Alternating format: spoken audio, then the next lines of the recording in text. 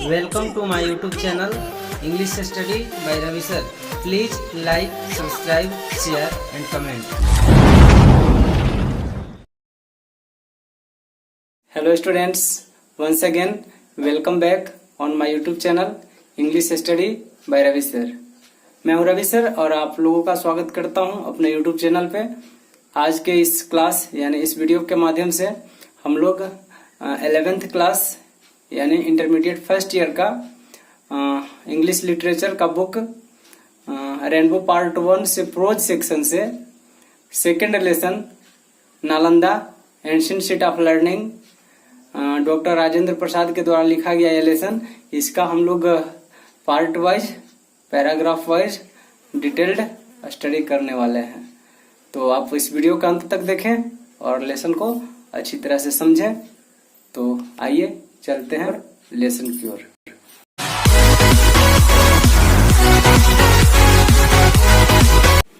Welcome back on my YouTube channel. मैं हूं Ravi sir और आप तमाम लोगों का स्वागत करता हूं अपने चैनल पे।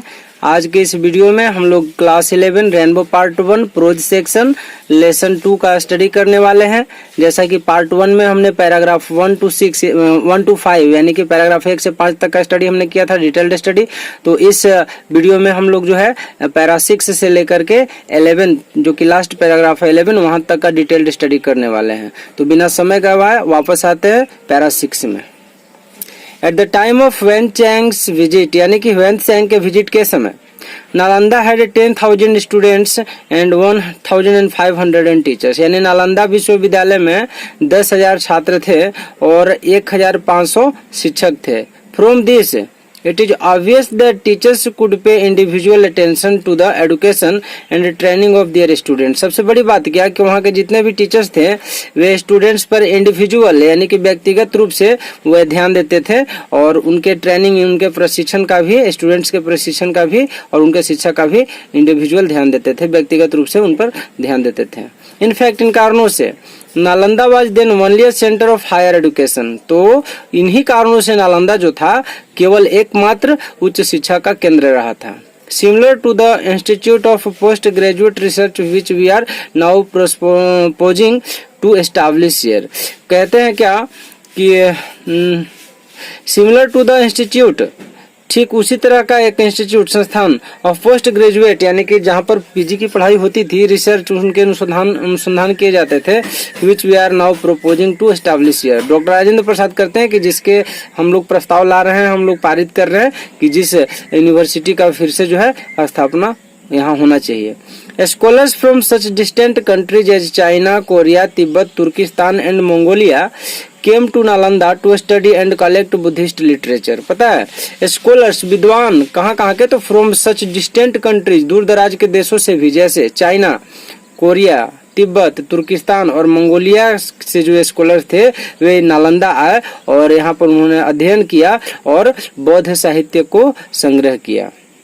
It had the biggest library in Asia. Nalanda का जो लाइब्रेरी था वो एशिया का सबसे बड़ा लाइब्रेरी था।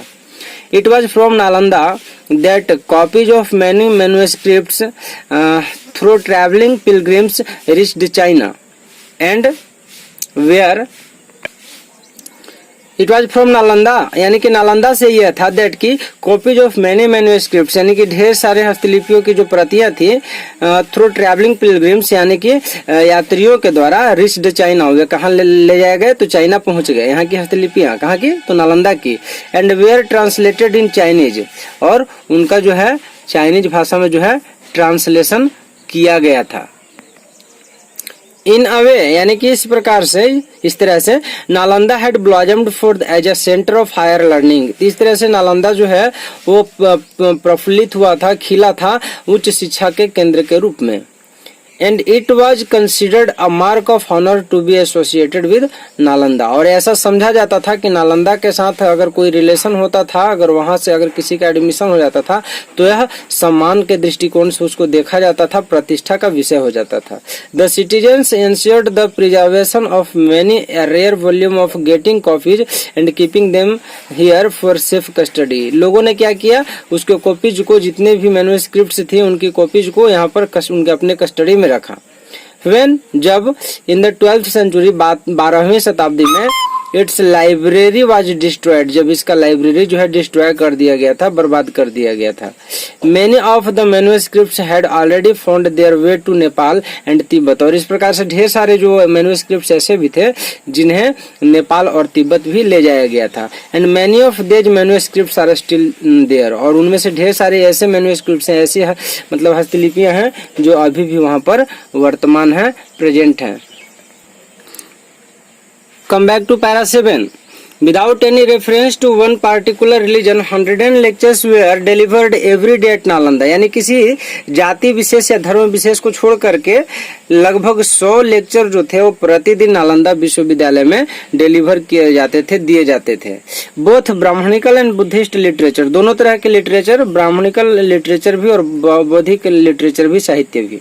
फिलोसफी, दर्शन शास्त्र, साइंस, विज्ञान एंड आर्ट और कला formed part of the syllabus of Nalanda university. इन सबों ने मिलकर के नालंदा विश्वविद्यालय का क्या बनाया, सिलेबस यानी पाठ्यक्रम बनाया। कौन कौन सी चीजें थी, तो Brahmanical literature, Buddhist literature, philosophy, science and art, ये सारे चीज मिलकर के नालंदा का सिलेबस बना था।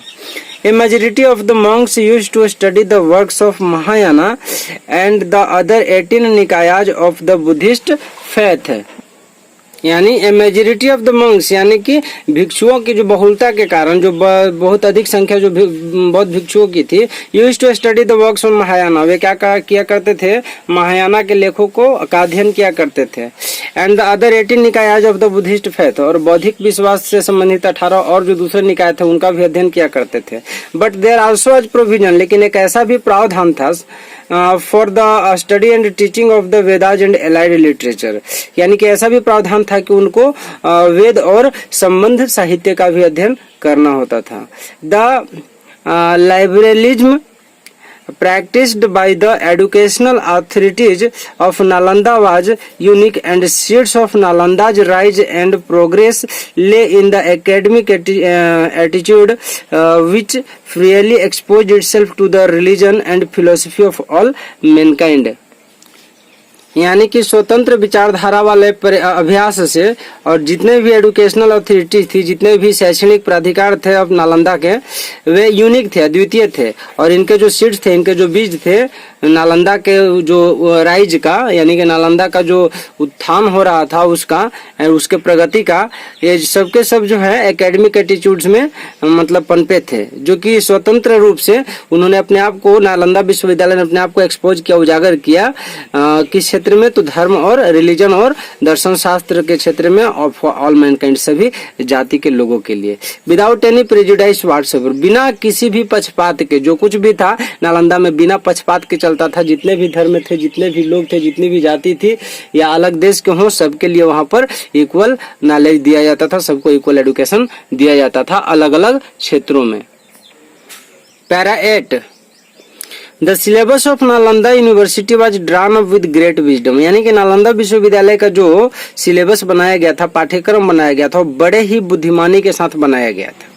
एंड बाई फॉलोइंग इट, और इसका अनुसरण करते हुए, students were increasingly successful, students जितने भी छात्र थे वे बहुत अधिक सफल रहे थे इन देयर डेली लाइफ, अपने दैनिक जीवन में।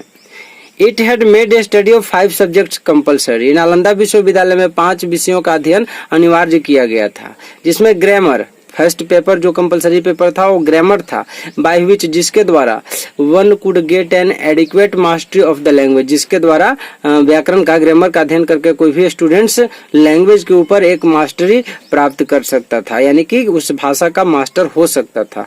सेकेंड जो पेपर कंपलसरी था वो था लॉजिक, यानी तर्क शास्त्र, विच टॉट द स्टूडेंट्स टू जज एवरी इश्यू रेशनली, जिसने स्टूडेंट्स को, छात्रों को प्रत्येक मुद्दों का जो है जजमेंट करने के लिए अनुपातिक तौर से रेशनली जजमेंट के लिए सिखाया, यानी कि क्या सही है क्या गलत है, लॉजिक के माध्यम से स्टूडेंट्स से समझ सकते थे और चीजें हमेशा अच्छी होती थी। मेडिकल साइंस, थर्ड जो कंपलसरी पेपर था वो था मेडिकल साइंस, यानी कि औषधि विज्ञान, इसमें है चिकित्सा विज्ञान। A study of which enabled the student to keep himself as also others in perfect health, जिसके कारण स्टूडेंट्स स्वयं तो अपना स्वास्थ्य तो सही रखते ही थे और साथ ही साथ दूसरे स्टूडेंट्स का भी, दूसरे लोगों का भी स्वास्थ्य सही रखते थे, यानी कि सबको स्वस्थ रखने में मदद करते थे और रहने में भी खुद से तो रहते ही थे। एंड लास्टली हैंडीक्राफ्ट, और इसके बाद जो था इसमें हैंडीक्राफ्ट था यानी कि हस्तकला था। नॉलेज ऑफ वन क्राफ्ट और another was compulsory to make the students financially independent, और जिस कारण क्या था कि हैंडीक्राफ्ट के आ जाने के कारण स्टूडेंट्स खुद तो वित्तीय परेशानियों से दूर रहते ही थे, दूसरे लोगों को भी उससे स्वतंत्र रखते थे, यानी कि वित्तीय कोई बोझ स्टूडेंट्स पर नहीं आता था, और आता भी था तो अपने हैंडीक्राफ्ट से, उस कला से वे उससे निजात पा लेते थे। बिसाइड्स दिस 4 सब्जेक्ट्स, इन चारों सब्जेक्ट्स के अतिरिक्त, चारों विषयों के अतिरिक्त, रिलीजन एंड फिलोसफी यानी कि धर्म और दर्शन शास्त्र वेयर स्टडीड, उसका अध्ययन किया जाता था। Depending on one's special interest, यानी कि ये किसी स्टूडेंट्स के स्पेशल इंटरेस्ट पर डिपेंड करता था कि या वह तो रिलीजन का स्टडी करेगा या फिर फिलोसफी का करेगा, यानी 4 पेपर ऊपर से कंपलसरी थे और 5 तो ऑप्शनल थे, जिनमें से किसी एक पेपर को रखना कंपलसरी था। The high ideal which Nalanda had set in the matter of the courses of study deserves our attention and consideration even now, यानी कि नालंदा का जो सिलेबस था, नालंदा का जो सिस्टम था, वो आज भी हमारे ध्यान को, उस सिलेबस के लिए आज भी हमारे ध्यान को आकर्षित करते हैं। It was this well coordinated course of studies which made the knowledge of its students both deeply penetrating and utilitarian in its practical application, जिसके कारण नालंदा क्या करता था, नालंदा के जितने भी स्टूडेंट्स होते थे वे अपने डेली लाइफ में सक्सेसफुल होते ही थे, वे मतलब प्रैक्टिकली, थियोरिकली और प्रैक्टिकली वे सब तरह से जो है उन सारी चीजों के लिए सक्षम होते थे। वैन सेंग स्टडीड लॉ, वहां पर वैन सेंग ने कानून की पढ़ाई की, योगा की पढ़ाई की। फोनेटिक्स एंड पाणिनीज ग्रामर, फोनेटिक और पाणिनी का व्याकरण जो था उसका भी उन्होंने, वैन सेंग ने स्टडी किया नालंदा में। एट द फीट ऑफ आचार्य शीलभद्र, आचार्य शीलभद्र के कदमों में उनसे उन्होंने स्टडी किया था। The chancellor of the university, उस विश्वविद्यालय के कुलपति। And after it for a period of 5 years, और इसके बाद लगभग 5 वर्षों तक read through many Buddhist works, यानी कि वैन सेंग ने ढेर सारे बौद्ध साहित्य का भी अध्ययन किया। And was specially interested in the work of Mahayana, वह खास तौर से महायाना जो लेख था जो कि बौद्ध साहित्य से था, उसमें वैन सेंग को ज्यादा इंटरेस्ट था। सिमिलरली, ठीक इसी प्रकार से Itsing the Chinese traveller, Itsing जो कि वो भी एक चाइनीज ट्रेवलर था, studied books on Theravada at Nalanda, उन्होंने भी थेरावाडा से संबंधित पुस्तकों का अध्ययन नालंदा में किया था। पैरा 9 में आएंगे। The scholars of Nalanda carried the torch of knowledge to foreign countries, ये नालंदा के जो विद्वान थे उन्होंने ज्ञान का प्रकाश पूरे दुनिया में फैलाया, दूसरे देशों में फैलाया। फॉर इंस्टेंस स्ट्रोंगचेन गेम्पो, उदाहरण के लिए आप देख सकते हैं Strongtsen Gampo the emperor of Tibet, जो कि तिब्बत के सम्राट थे, with the view of introducing and popularising Sanskrit script and the knowledge of India in his country, sent a scholar called Thonmi Sambhota, यानी कि स्ट्रोंगचेन गेम्पो जो कि तिब्बत के सम्राट थे, उन्होंने संस्कृत भाषा का की मतलब प्रचार प्रसार के लिए उसकी प्रसिद्धि को देखते हुए उन्होंने अपने एक दूत थोनिम संभोत को भारत भेजा था, नालंदा भेजा था, टू नालंदा।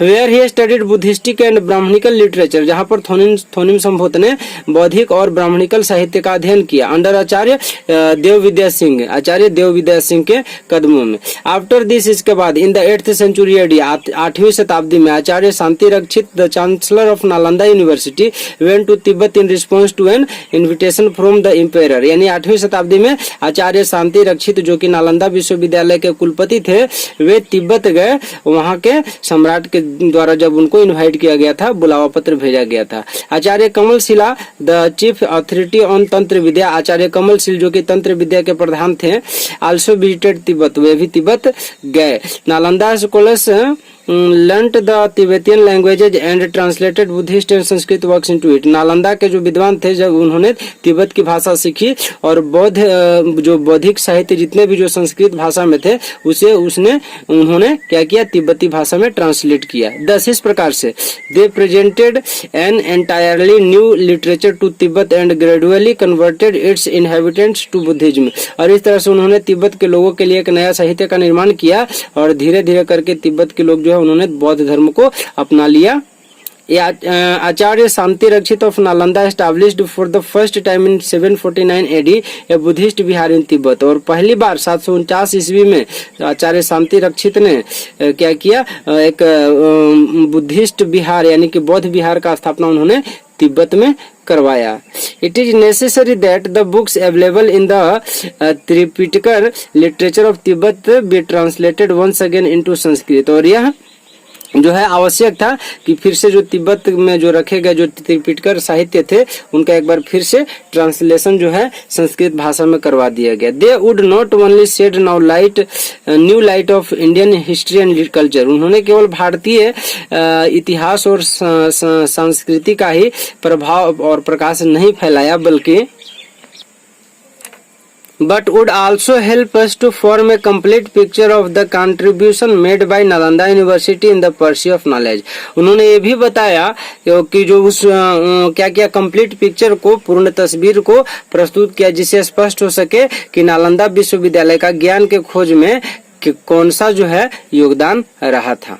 फर्दर इसके अतिरिक्त it is also believed that, यह भी विश्वास किया जाता है कि Korean scholars came to study the Vinaya and Abhidharma, यानी कोरियन विद्वान भी यहाँ पर आए थे विनय और अभिधर्म का अध्ययन करने एट नालंदा विश्वविद्यालय में। It is quite possible that Korean translations of original Sanskrit works may still be extant in Korea. ऐसा विश्वास किया जा सकता है, ऐसा पॉसिबल हो सकता है और कि मतलब कोरिया में अभी भी संस्कृत में अनुवाद किए गए जो है जो चीजें हैं वो जो वर्क्स हैं जो रचना है अभी भी वहां पर हैं कोरिया में। तो come back to para 10। Besides being famous for its studies in literature and religion, यानी कि नालंदा जो है अपने अध्ययन और साहित्य में फेमस होने के अतिरिक्त Nalanda was also a centre of fine arts, Nalanda बेहतरीन कला का केंद्र भी रहा था। And influenced the art of Nepal, और नेपाल की कला से जो है प्रभावित भी था। Tibet, Indonesia and central Asia, और जो क्या था कुछ ऐसे भी कंट्रीज जो थे जैसे नेपाल, तिब्बत और इंडोनेशिया और मध्य एशिया, वे सब के सब नालंदा के कला से क्या थे, प्रभावित थे। The bronze statue of Nalanda are impressive and beautiful and scholars believe that statues of Buddha found at Kurkihar bear traces of the Nalanda school.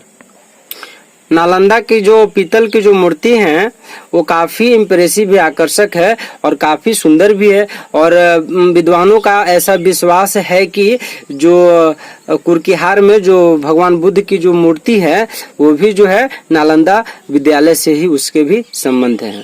It is true that the achievement of Nalanda was borne on an all inclusive pursue of knowledge in which religion and philosophy, languages and handicraft had equal importance है। ये बात बिल्कुल सच है कि नालंदा विश्वविद्यालय ने वो ख्याति प्राप्त किया जिसमें जो ज्ञान के खोज के लिए इस विश्वविद्यालय की स्थापना की गई थी, जिसमें धर्म और दर्शन शास्त्र, भाषा और हस्तकला, इन सारे विषयों का जो है बराबर महत्व रहा था।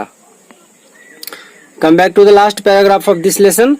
We should aim at reviving the educational system of a bygone era and re-establish Nalanda as a center of art, literature, philosophy, religion and science। कहते हैं डॉक्टर राजेंद्र प्रसाद कि हम लोगों को इस शैक्षणिक प्रणाली को फिर से जीवित करने की लक्ष्य की ओर ध्यान देना चाहिए, जो कि बाइगोन एरा, जो कि बीते हुए समय का एक काल का एक प्रतीक मात्र बनकर के रह गया है। एंड री-एस्टैब्लिश नालंदा, और नालंदा का पुनर्निर्माण होना चाहिए as a centre of art, कला के केंद्र के रूप में, लिटरेचर साहित्य के केंद्र के रूप में, फिलोसफी दर्शन शास्त्र के केंद्र के रूप में, रिलीजन धर्म और साइंस विज्ञान के केंद्र के रूप में इसका स्थापना होना चाहिए। कल्चरल रिनेसेंस यानी कि सांस्कृतिक पुनर्जागरण का काल can come about in the life of nation only when a large number of determined scholars devote a lifetime to search after truth. कहते हैं कि सांस्कृतिक उत्थान हमारा पुनर्जागरण तभी हो सकता है जब हमारे राष्ट्र का तभी हो सकता है जब ढेर सारे स्टूडेंट्स वे अपने आप को विद्वान जो हैं, जो अपने आप को डिटरमाइंड कर देंगे